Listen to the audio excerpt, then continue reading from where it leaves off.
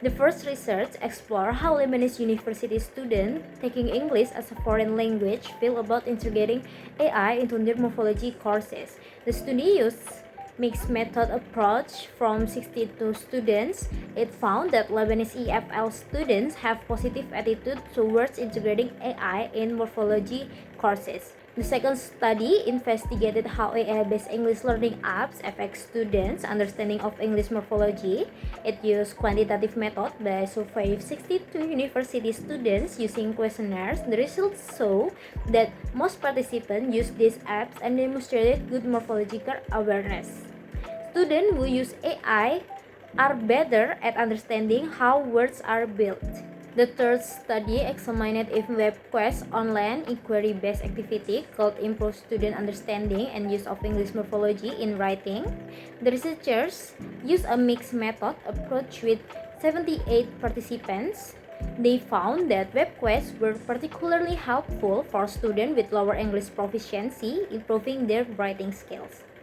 Alright, for the fourth article, the systematic review and meta-analytic examined the association between a morphological awareness and reading comprehension.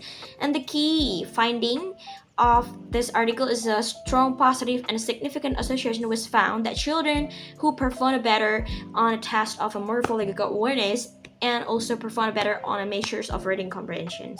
It evaluates whether gamified computer-based morphological exercise in combination with a small volume of teacher instruction could improve Chinese EFL students' English reading outcome and engagement by using reading comprehension tests and learning engagement questionnaire before and after the program delivery from a secondary school in northern China. The result is students in the blended gamified program perform significantly better on English reading comprehension than the face-to-face or non-gamified group.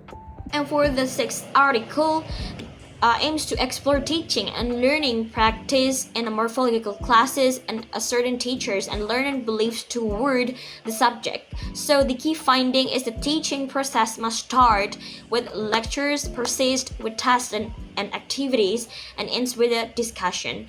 There's also consideration toward using a student presentation to approach and analyze the morphology. In this article, the study was carried out by analyzing the linguistic competence of the teacher. The research utilized a descriptive qualitative design.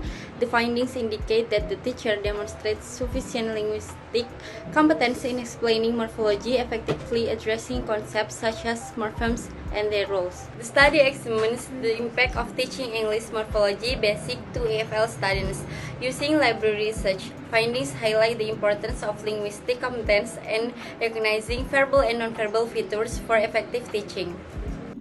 The study investigated whether using a prototype of newly developed Finnish morphology application improved the acquisition of inflectional morphology in Finnish L2 learners.